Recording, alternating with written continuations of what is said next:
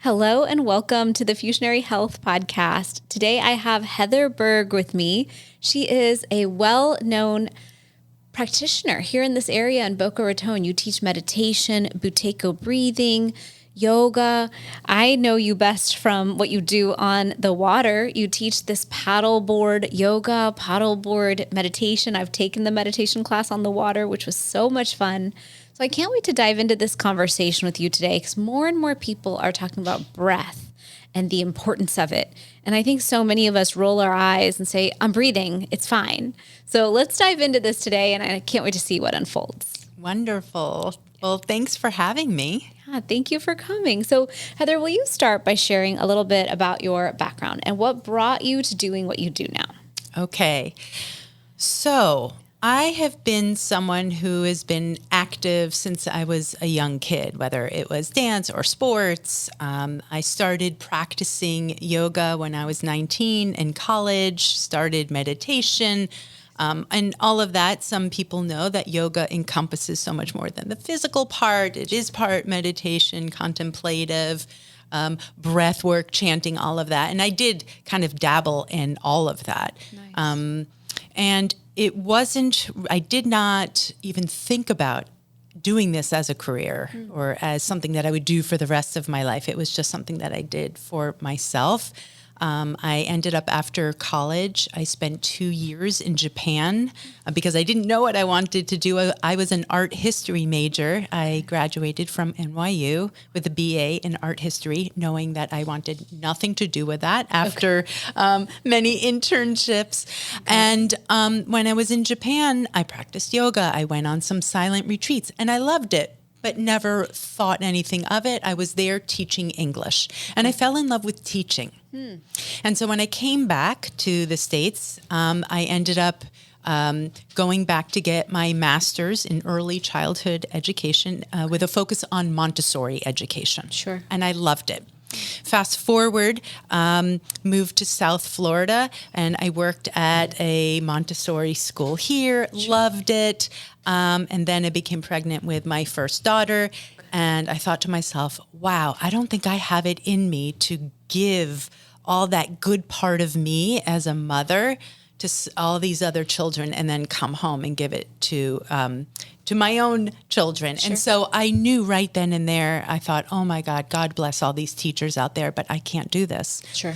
All along, I've been practicing yoga. I was a road cyclist. I was always active. And I was practicing with a mutual teacher of ours, Leslie Glickman.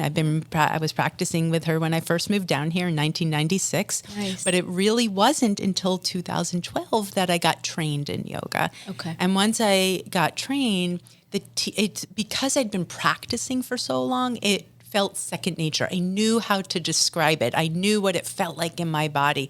And then add on top of I was teaching, the teaching part of it became very easy for me too. So it was the most easy thing. I fell right into it and I fell in love with it. Awesome. So now I'll fast forward to 2020.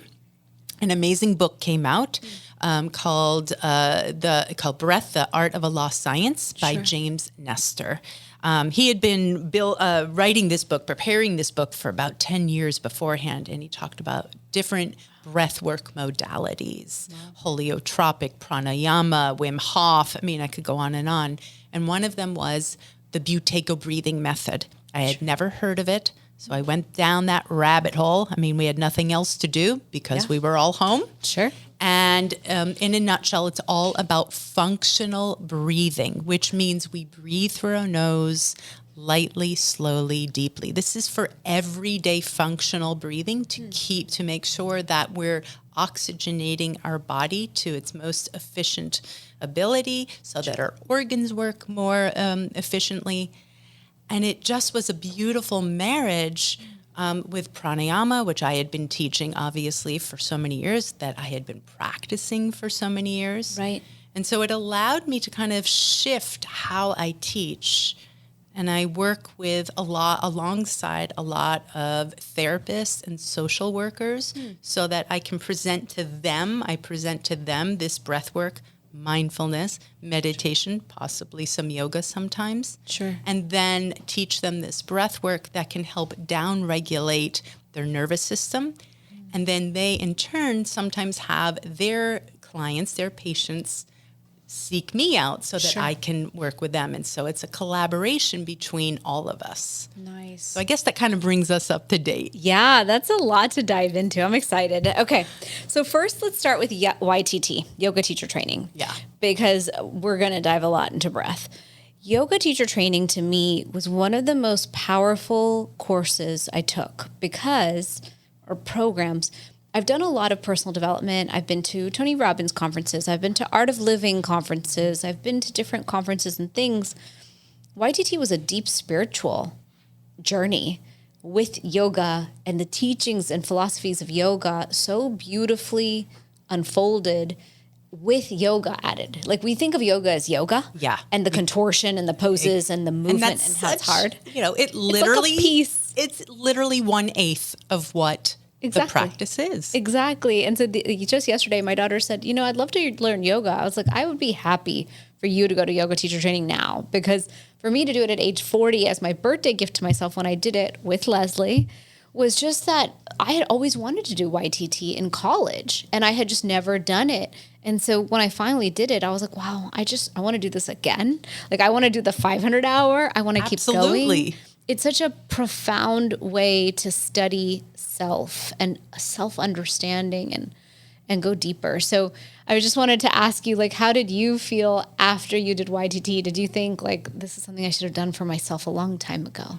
Absolutely. I mean, when I started, I did it in 2012. I think it started 2011. And it answered so many of my questions because I had been practicing for so long. Right. And it was like that missing puzzle piece. It was so many of those, as cliche as this sounds, aha moments. Sure. And as we both know, Leslie has a beautiful way of explaining it and sharing her knowledge. Yeah. And from that point, and I'm sure you know, and she says this as well, 200 is just maybe barely scratching the surface. And so I just went out and started studying with other teachers, and just getting their take on different things, whether it was breathwork, whether it was meditation, whether it was asana, to, how to teach it differently. Sure. And I really think you're right. I think what a gift it would be if everyone did yoga teacher would training. do yoga teacher training. Even part 1, it was amazing. And the biggest gift I got from it is my love of yoga. So I'm Indian. I used to travel to India throughout my childhood. I've done yoga in every retreat center and Ayurvedic center I visited. But I always did yoga and found it hard because I would do it, but I was never great at it. It's an unfoldment process. It's a practice. And we think of it as achieving perfection in poses, but really it's just practice. And once I finished YTT, I love yoga. Like if I could yoga every day in the morning in that studio, I would. I feel so magically delicious when I do my yoga. My whole body is just so happy doing it. And I didn't have that gift before yoga teacher training. But afterwards, I have it so deeply that it's like a yearning and a craving. And when I'm in the practice, it's all joyful. It's like it's almost like once you know, you can't unknow. Correct. Yeah. Because now you know what is happening. I have my own personal practice. That's a huge part of who I am now. And I start in Shavasana and just going out of my bedroom into my little yoga sanctuary that I have created. Yeah. And I lay on my back and I start with just some, samavriti, that beautiful balanced breath. Yeah. It's almost as if my nervous system is thanking me. My body is thanking me. My soul is thanking me. Yeah. I'm home and here we go. Sure. And some days it sucks and it hurts and my body, I'm 53 now, so it feels a little differently. I choose to practice differently so that I feel better in my body. But I think it is the biggest gift I have given myself for sure. Me too. Me too. I think it's incredible. So YTT, you did yoga, you did breath work, and then that led you to Buteyko breathing.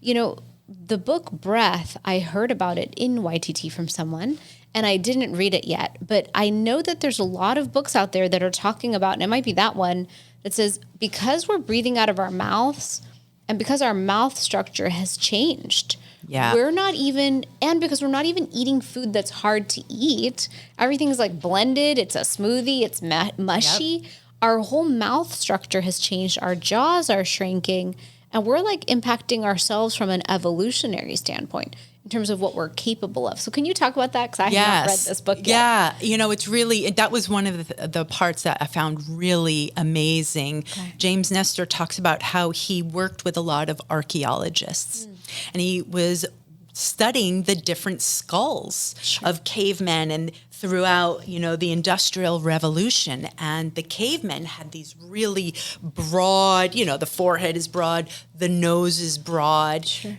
We have to remember that the top of our mouth, our upper palate, is the base of our nasal cavity. Okay, so if you think about that, you know, the cavemen, they had to, you know, they're chewing things and ripping things off and they're using their jaw and they're strengthening. Right. And then as life goes on, years goes on, let's just say the Industrial Revolution, and the food is getting softer, and the palate, the upper palate, which is the base of our nasal cavity, is getting more narrow. Sure. So if that is becoming more narrow, then, like I said, the sinus area, the nasal cavity is becoming more narrow, and it's getting more difficult for people to breathe. That's horrible. It's horrible. And it's what is amazing is there are, you know, when kids are younger, if we see them, and we'll talk about this more, I'm sure, but, you know, those of you who have young kids out there or grandchildren or nieces and nephews, and they're playing or they're watching TV, hopefully they're playing, but anyway, and their mouth is open. So I know this is an audio, I think, of recording, but if you picture this, your mouth is kind of open. Let the bottom part of your jaw just kind of slack. And if that's over time, the face gets longer. The chin might be pushed back. The upper palate narrows. Sure. And so when they're young and their bones are developing, this is the time.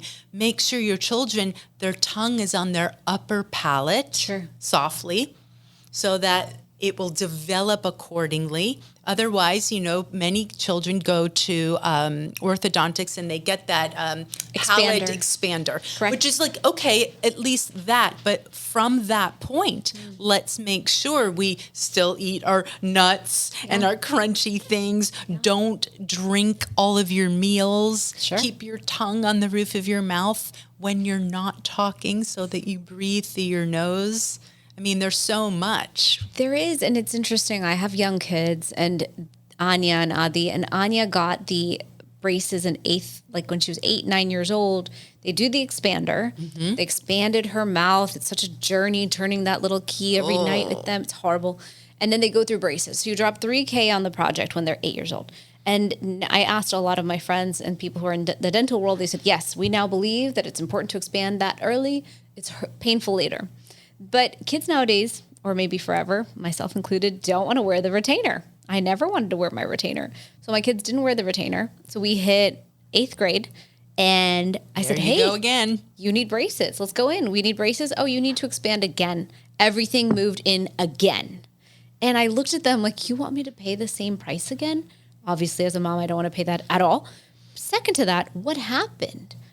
Are we eating too much mushy food? Are we not supporting? How are we in the long term supporting the hold of this thing or not supporting it? Do we have to wear a retainer forever?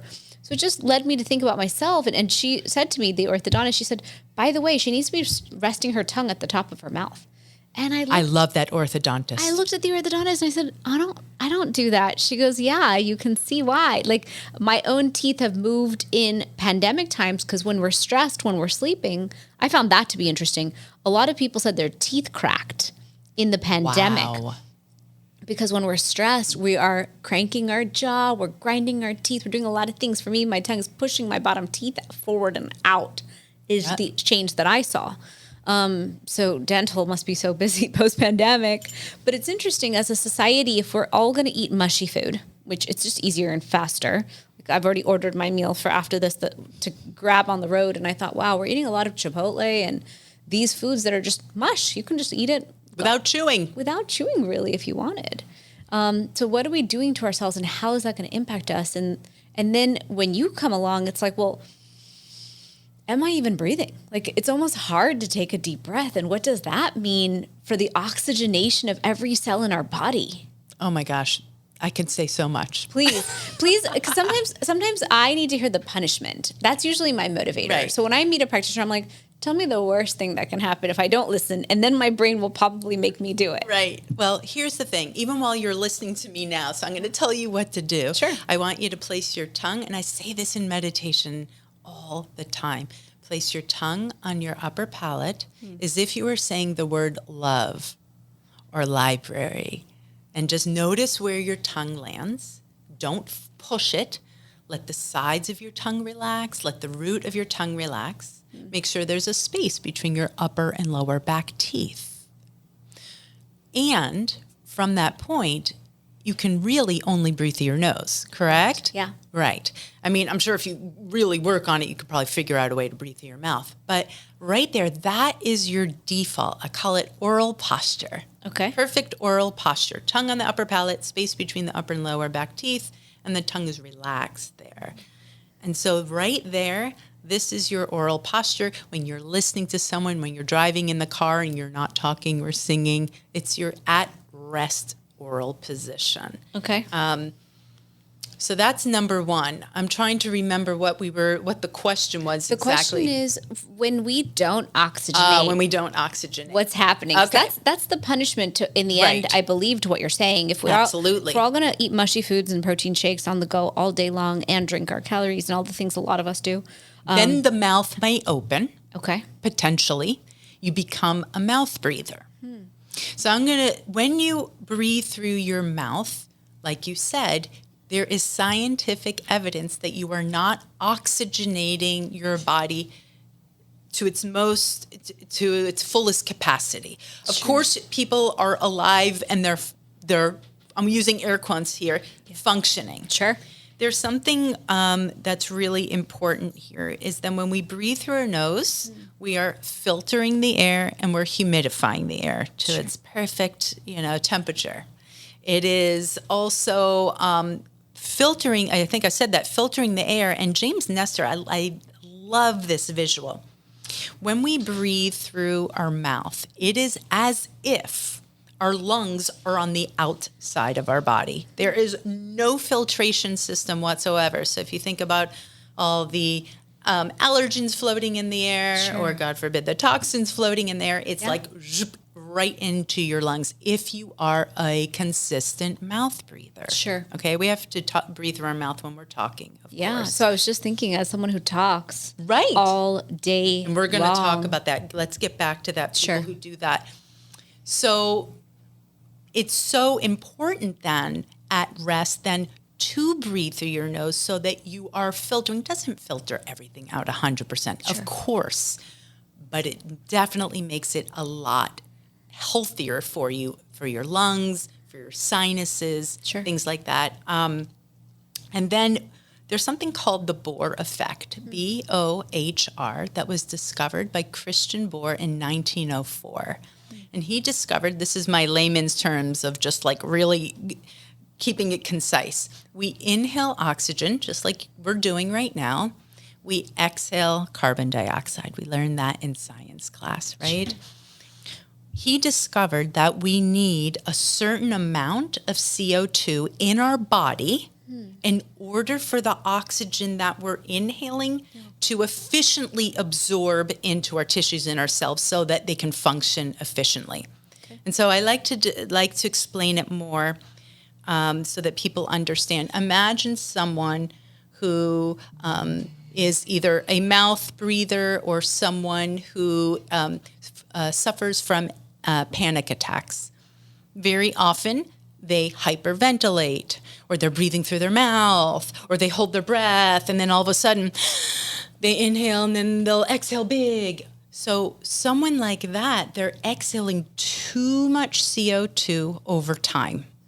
Okay? To do it once in a while, of course, but over time, if someone suffers from anxiety, their breathing is what we call dysfunctional. Sure. Blowing off too much CO2.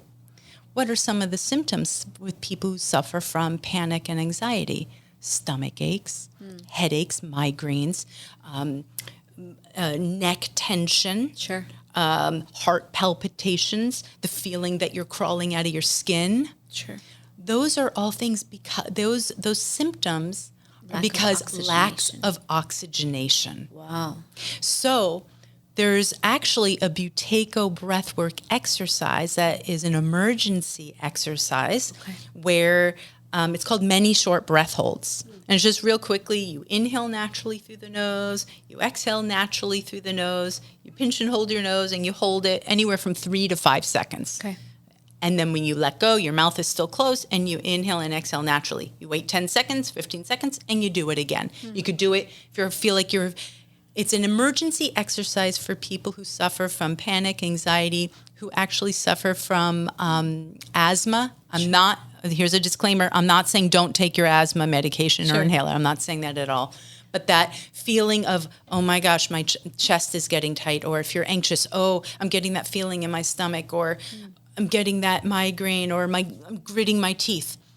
Inhale naturally, exhale naturally, pinch and hold nose, 5, 4, 3, 2, 1, release. Sure. And inhale and exhale. What this is doing is this is pooling not only the CO2, and it's making sure that we're not exhaling too much CO2 so that what you're inhaling is able to absorb and go. Sure. Not only that, I'm sure you've heard of I shouldn't say I'm sure. Yes. Maybe you've heard Absolutely. of the miracle molecule nitric oxide. Yes. I have these friends at Berkeley Health, and they have there nitric you oxide. go. Yeah. Yes. So we naturally create or harness nitric oxide when we breathe through our nose. Sure.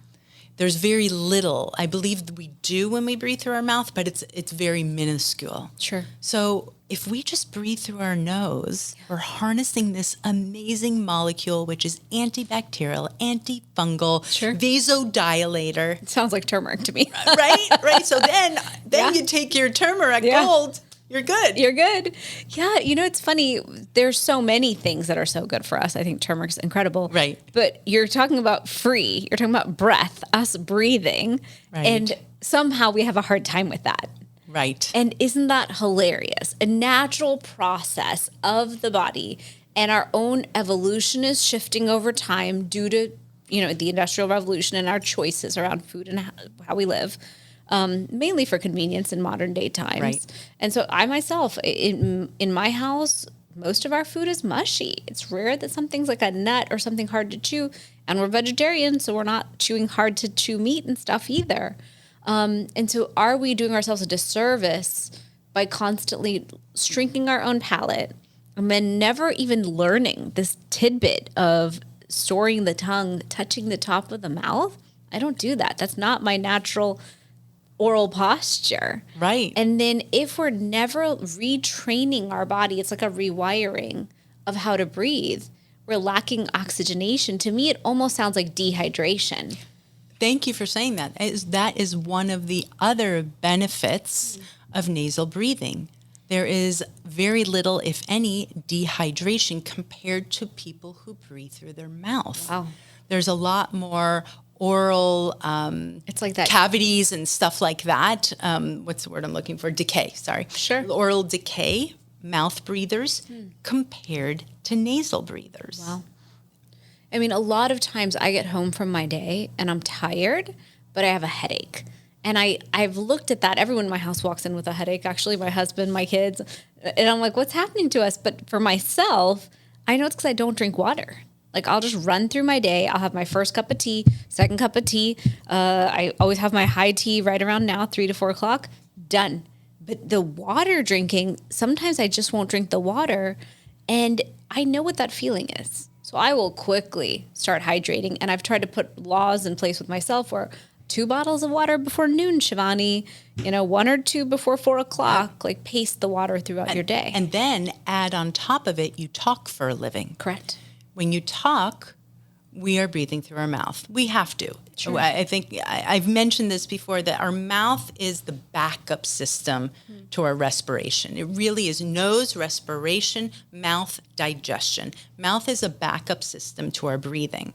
And so if you're talking all day, you are going to dehydrate yourself. Sure. On top of not drinking enough water. Right. Not good. Right. Not good. And I do. The minute I wake those kids up at 6:40, we are going. And I get it. I'm an over communicator. So I am communicating all day. Then I'm leaving voice memos all day as I'm driving. And then I'm in either podcast interviews where I am talking. So normally as a host, I should probably practice oral posture and deep breathing, because I can sit here and listen and I'm asking my guests to share. But 90% of the time I'm the guest. And so I am teaching for hours per day. Right. And then all of a sudden I get home and I'm so dehydrated. Oh, wow. So I'm going to share something with you. Please. Because I did the training of the Buteyko Breathing Method over COVID. And I had an insane, which I thought at the time was a very balanced work-family life, and it really was not in hindsight. Sure. What I would do is I would teach classes, get in the car. Car was my mobile office. I would make my phone calls. I would, whatever it was. So it was nonstop talking, nonstop. Yeah. And on Fridays, done. By the end of the day, yes. So Fridays, I'm sure this is you. Friday, dinner, you're done. Don't talk to me. I just want to watch TV. The end. Do not make plans. We are not going out on Fridays. Yes. Not happening. Absolutely. I get really angry when my husband walks in. He's like, let's go out. I'm like, over my dead body. I am not leaving. Right. So this is what I decided to do. Once, I tried to make an effort to see how this would change. I decided every time I was done teaching, I would not make a phone call, because I was doing via Zoom. I was trying to do a lot. So I would not go down and make a phone call, or I would just breathe and we'll talk about this, LSD, lightly, slowly, and deeply through my nose until the next time I had to teach or talk. It was miraculous how different I felt by Friday. It really had to make an effort, because these are habits. We get in the car, we're like, up. Exactly. And we're talking and talking and talking. Yes. But to really make an effort to, before you go on to a podcast, before you give a lecture, before you give a presentation, before you go home and see your family and want to talk to them and catch up with them. Yeah. Take 3 minutes, 2 minutes. If you could take 5 or 10, even better. But Sure. I'm being realistic, busy mom here. Yeah. I know. That tongue on your upper palate, lightly, slowly, deeply breathe through your nose, so that you can not only make sure you're not dehydrating yourself, but also relaxing your nervous system and oxygenating your organs, your tissues, your cells. Yeah. Dropping into your parasympathetic. Absolutely. Getting out of your sympathetic nervous system, which so many of us are in. Like, when I'm active and engaged all day, I'm not sitting there breathing deep and relaxed. I'm actively thinking and trying to, which you should, figure out what I'm doing next and how are we navigating the things. But then we're not in rest and digest. Our body is not able to do all the processes it's meant to do until we finally take a few deep breaths and calm ourselves down. Right. And really, it's one of the most powerful tools. I had an experience this year that really reminded me how powerful breath is. I was having this moment where someone very important to me had just passed, and everyone was driving me crazy. And normally I can hold pretty decent boundaries, but everyone drove me nuts. And I remember I walked towards my bedroom and I felt like my brain was cracking. I've never had this feeling in my life. I think it was maybe what a panic attack feels like, but I just felt like I was coming undone, like unseamed, and I couldn't process, and I probably hadn't eaten all day. It was like 100 inputs at once, holding the space for the whole family to grieve and process. And all of a sudden I go, Shivani, you need to lie down. Shivani, you need to take deep breaths. Like, I had to coach myself to get through whatever was happening to me, because I didn't understand. I thought this is probably why people go to a mental hospital, is they can't rally their own thoughts properly. So I laid in bed and I just did deep breaths. I relaxed my whole body as if I was going to drop myself into Shavasana. And then all of a sudden I was fine. And I was like, you need to go eat and hydrate. Obviously, the system is not ready for what you're giving it right now. Like, you're not giving yourself enough. You're giving to everyone else. And may I applaud you for knowing you had to leave that situation and go take a rest and do that. You know, that is, I think, what needs to be taught as well. Exactly. Is for people to get really that mind-body connection. I am losing it. I need to step away before I say something I shouldn't, before I do something I shouldn't. Correct. Step away. What can I do? Go outside. Get your feet barefoot in the grass. Sure. Go sit at the beach. Go even just outside to get your feet on the pavement. Yeah. Put your hand on a tree. Yes. And breathe. Correct. And it will shift everything. It doesn't make everything better. Yeah. The situation was what it was, but I always say this, your breath, and when you reset your nervous system, you can then re-engage with a bit more intelligence. Correct. With a bit more compassion. Right. And with a bit more grace. Correct. And a little more access. I think sometimes we're so reactive. We're coming from this place. I know for myself, in my day, I do so much sometimes. I really stack my days insanely on certain days. I almost feel like a empty shell of a person, because what I'm eating is not enough, what I'm drinking is not enough, and add in breath, what I'm realizing is I'm talking probably for every waking moment of my day, short of when I'm in the bathroom, or maybe 10 minutes of my drive time, maybe, because I do take phone calls constantly. The phone is ringing off the hook, and it's almost like you build momentum and pace because you want it. But then how do you build the body to sustain it? And that's always my question. As a high impact entrepreneur, I want to impact, I am ambitious, I want to build great things. I do not want to trash my health on the way there. Right. You need to carve, as if you don't know this, you know, whether you're taking a phone call and you have a 30-minute drive. Mm-hmm. The first 10 minutes, you may not, like when you, just set the boundaries. Yeah. It's boundary setting, you know, and once you do it, you get in the car, you know, at around 10, you will not take a call until 10:20. Correct. And also it's about having the toolkit. So what you teach is breath in a way that's an addition to our toolkit. Yes. And the reason we're sharing it is people just aren't realizing how dehydrated they are almost from all of our talking, but also from that standpoint of if we don't oxygenate the cells, we can do all the biohacking. We can do all the things I teach, reduce your inflammation. I'm talking about it all the time. We can eat well. But if you're not going to oxygenate your cells at the very base level, you're not going to win anyway. Right. And they talk about this, you know, and I want to dive, I want to learn more about this, dive deeper and learn more. It's the whole thing with mitochondria. Yep. You know, and oxygenating your mitochondria. Correct. Yeah. So we're doing a lot of expensive, complex things to get to the goal. And what you're sharing is build a breath practice. Yes. And I'm not saying it's a cure-all, but it really might alleviate many of your symptoms, or at least lessen them. Sure. So that you can then see, okay, now what else do I need to do? Now I need to eat a little bit better. I need to actually sit down while I'm eating. Correct. I teach that. Right. Even though, you know, I do it. I see my family do it. I know.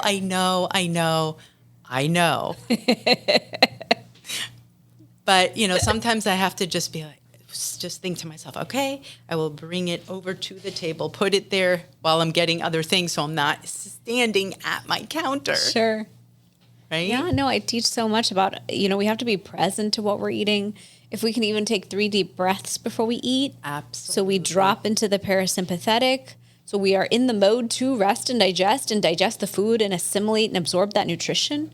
Because otherwise, like I'll give you an example. Today, I wasn't hungry earlier, but I took the salad to go. So I was driving here, no fork. So I am eating a farmer's, I was eating a Farmer's Kitchen, beautiful kale salad with white beans with my fingers, driving. And then I get here and my car goes, "You have no gas." And I thought, whoa, that's not acceptable. When I leave at 4:15, I'm driving to Hallandale with my kid. I've got plans. Okay. So I turned around, went and got gas the whole time eating this kale salad. And actually, I thought about it after. I was like, that's not going to digest. You know you're not going to absorb the nutrition from that thing that you ate like a crazy person racing around. Right. Okay. All right. That's fine. Next meal, can you please sit and process it? Can you please absorb? And I don't know if you have, but I do an event a few times. I do it actually almost monthly, except in the summertime. And I collaborate with a dear friend of mine, Elena Merlis, who is a plant-based, I don't even want to say chef, but I want to say magician goddess. Nice. But anyway, we collaborate together, and what we do is it's a half day of silence, and it's called Sacred Silence, and it's at my house. And part of it is I do the meditation and the breath work and the gentle movement, and it's beautiful. Sorry, it's a shameless plug while I'm excited. here. But I also want to share that a large portion is she creates the most beautiful, almost 3-course meal, plant-based meal from the majority from my garden or her garden. Wow.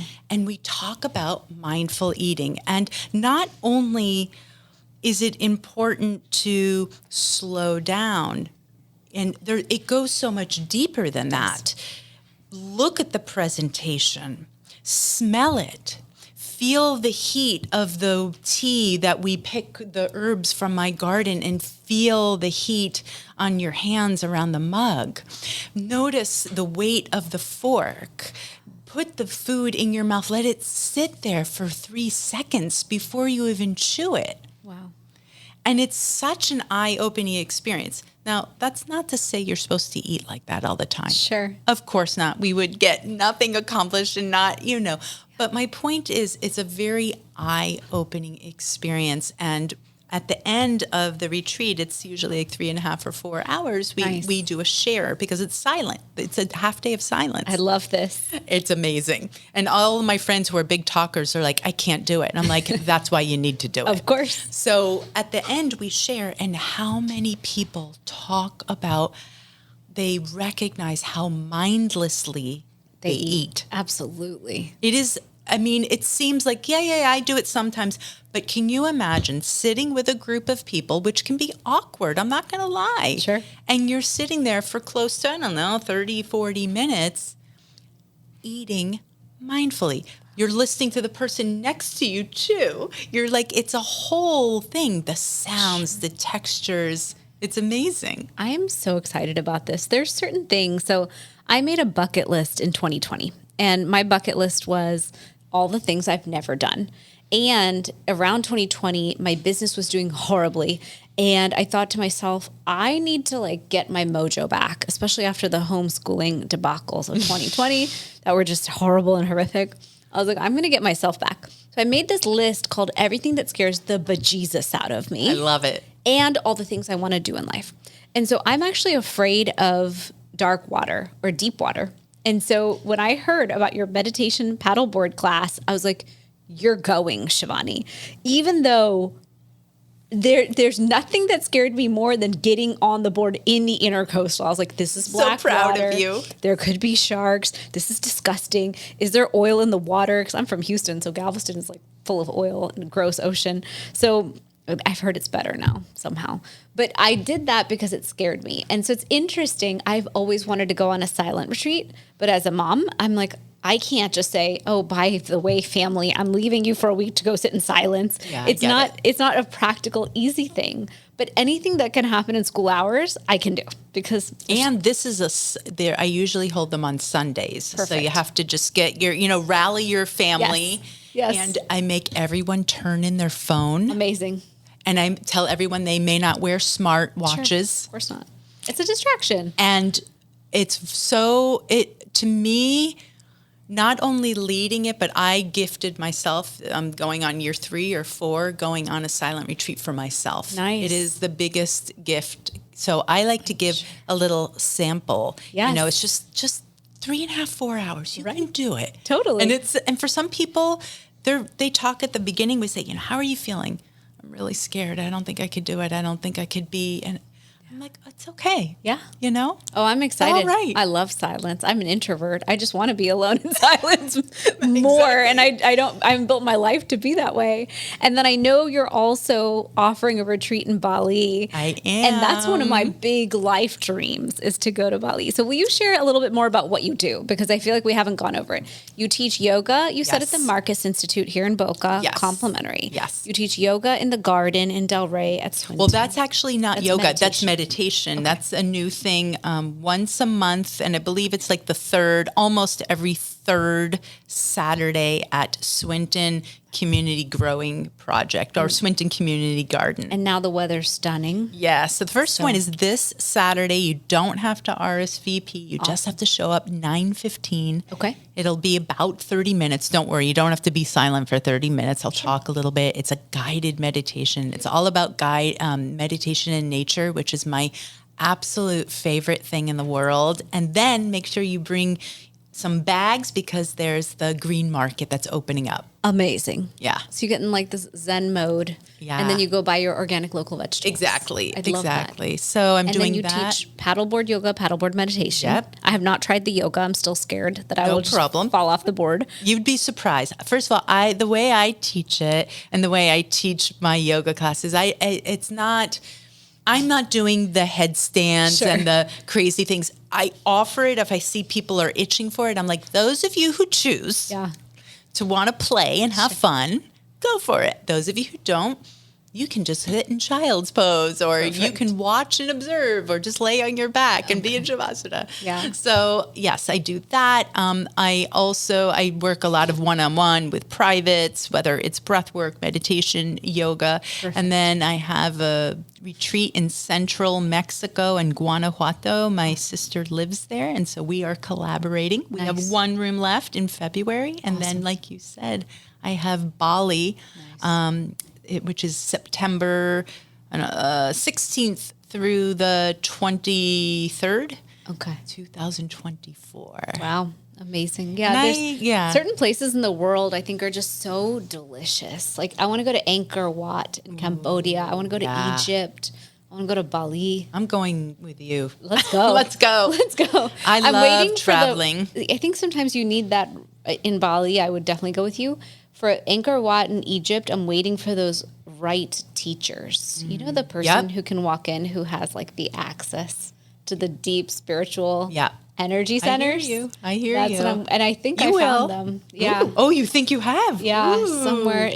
I talk to so many people in a day. So sometimes I get the hit and I'm like, okay, I'm going to make sure that happens next year. So I'll let you know. Good. Good. But going back to Buteyko Breathing for a moment, will you share what it is? Because I'd like to understand it a little better. Is it the oral posture and what else? It's the oral posture, and like I mentioned before, it's about coming back, remembering, re-educating functional daily breathing. It's not a breathwork exercise per se. So it's not like pranayam where you're like, do this one for this exactly. minute. Okay. They're exercises to bring you back to functional breathing. So, for example, that many short breath holds. If someone's anxious, they're not breathing. They're not oxygenating their body. That's what functional breathing is about. So that particular exercise is to calm your nervous system so that you can come back to functional breathing. Okay. It is all about slowing the breath down. Can I do one exercise with you? Please. I'd love for you to kind of, maybe the listeners, as long as they're not driving a car, please pull over because this will really relax you. Got it. Okay, so I love to do it with my eyes closed, or you can gaze diagonally downward. Your hands can be in your lap. You could be laying down. Oral posture. Place your tongue on the upper palate. Make sure there's a space between your upper and lower back teeth. This particular breath work is a form of reduced breathing. It's called feather breathing because we don't need to take in large amounts of oxygen in order to oxygenate our body. So I want you to just start slowly slowing your inhale down and slowing the exhale down on purpose. You don't have to control the volume per se of the breath, but just slow the speed of the breath. And then from here, I want you to imagine a little feather underneath your nostrils, just a tiny little feather. And you're breathing so slowly and so lightly. Every time you inhale, that feather will not stick to your nostrils. And every time you exhale, that feather will barely flutter. You are doing it correctly if you are feeling a tolerable air hunger. You should want to feel like you want to take in more air. It's very common for some people to feel anxious with this. If that's happening, you can take a bigger inhale to just make yourself feel better. Exhale through the nose, of course, and come back to this feather breathing. What this is doing is it is slowing the breath down, which relaxes our nervous system. We're lightening the breath, meaning the volume is smaller. And when the volume is smaller, we don't blow off too much CO2, which means we're building up our CO2, which allows the oxygen to absorb into our system more efficiently. Just one more breath like that. So before you open your eyes, I want you to notice, Shivani, do you have more saliva in your mouth, or you might feel slightly drowsy, or your body's a little bit warmer? Go ahead, open up your eyes. Wow. I see a difference in your eyes. Yeah. I did feel so relaxed. Mm-hmm. I did feel more saliva in my mouth. It did almost cause a little anxiety in the beginning. Yes. Because I was like, I want to breathe more. Why don't you let me breathe? It takes practice. That feeling of wanting more air is a buildup of CO2. Okay. That we're not used to it. I mean, you're breathing, it's fine. We are a society of over breathers. Wow. What a profound statement. Yeah. Of dehydrators and over We're dehydrators, overeaters, over breathers, over over a lot of achievers, overindulgers. How about this? Less is more. Yes. Totally. Less is more. And even with the breath. Wow. Yeah. And this is all it takes. And this is not to say, this feather breathing in particular, we're not supposed to breathe like that all the time. Sure. But there's been studies that the average adult who doesn't have any major health issues, okay, but the average adult is not so healthy. But anyway, we won't go into that. Totally. I'm sure you could talk about that. But the average adult takes anywhere from like 12 to 20 breaths per minute, okay?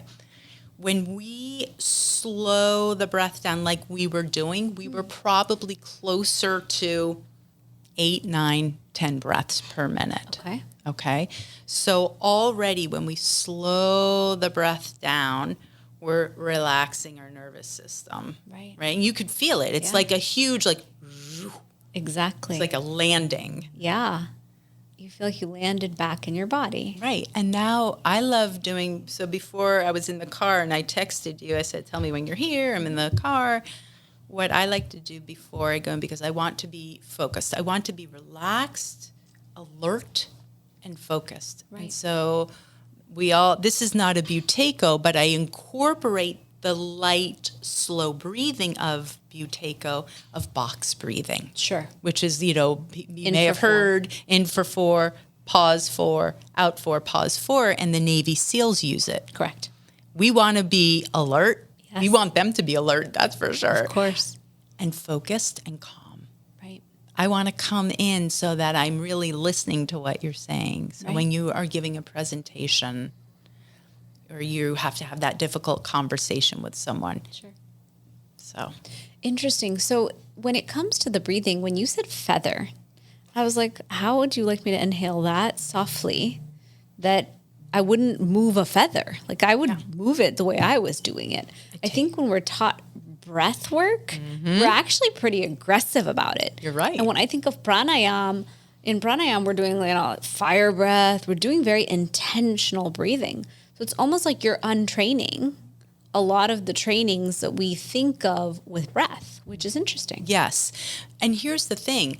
I love breath of fire. Sure. I love alternate nostril breathing. I love all of it. And I practice it and I teach it.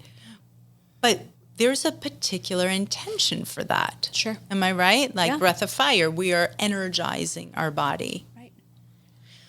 But for functional everyday breathing, we're not walking around like that. We don't want to we don't want to do breath of fire before we go to bed. No, of course not. We want to do that feather breathing, or we can inhale with that light, soft breathing. Inhale 4, exhale 6. Okay. And you had mentioned we had been on a podcast earlier, you and I together, being interviewed, and you shared that we could all build a night practice that would give us better oxygenation during our sleep, that would support us for better sleep. Is that the inhale for 4, exhale for 6? Yes, you could either do a balanced breath, whatever's comfortable for your body. Inhale for 4, or inhale 4, exhale 4, inhale 5, exhale 5, whatever's comfortable. Sure.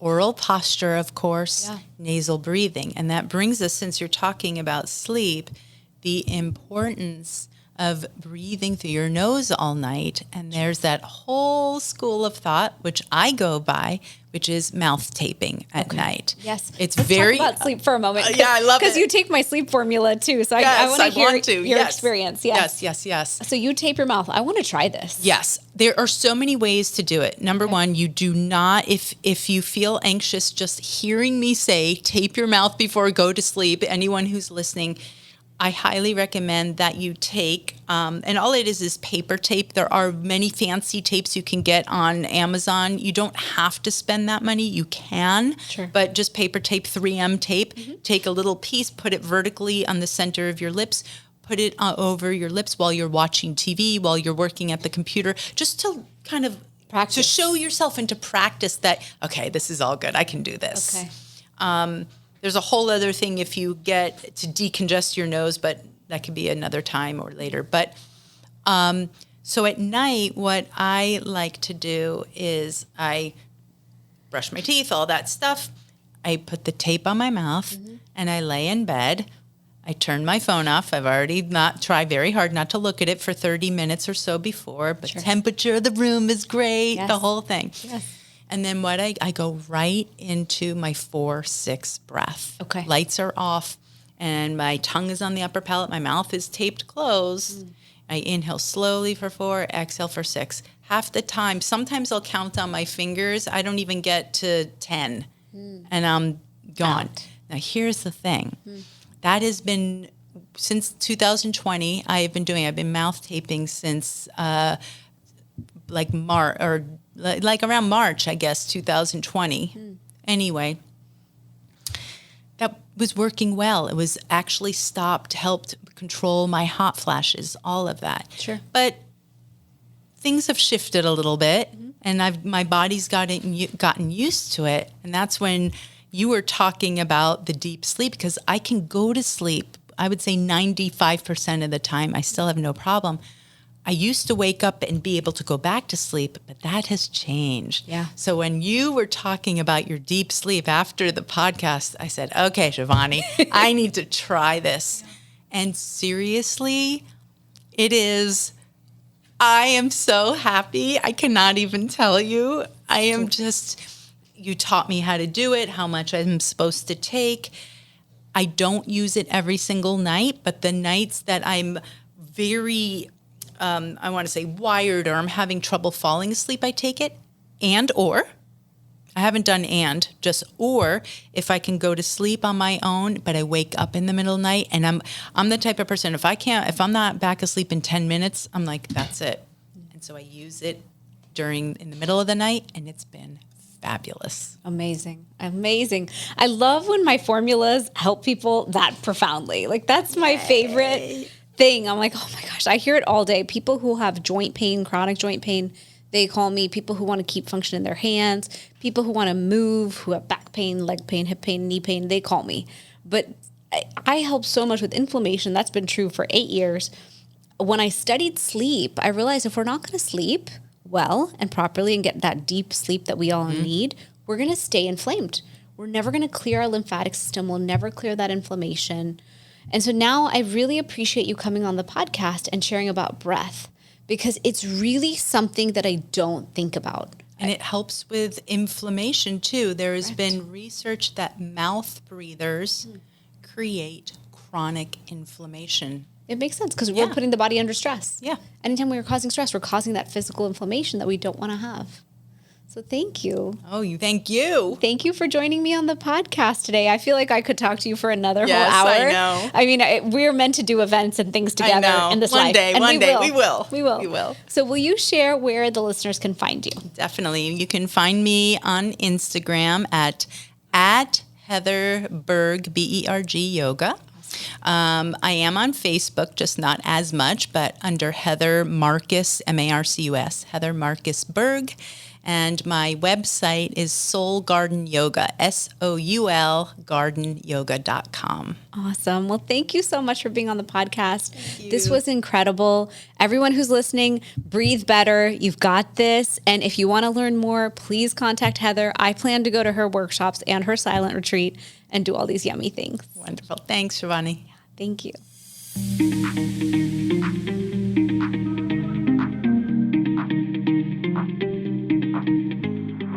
Thanks for joining me for this episode. Check out our sponsor, Fusionary Formulas, the potent turmeric supplement used by doctors around the U.S. for patients with pain and inflammation. www.fusionaryformulas.com. I'm your host, Dr. Shivani Gupta. For more, visit shivanigupta.com. Subscribe to this podcast in Spotify or Apple Podcasts. Click the follow button or subscribe in any of the apps that you use. That's all I've got for you on the Fusionary Health podcast this week. You have the power to transform your health and achieve vibrant health starting today.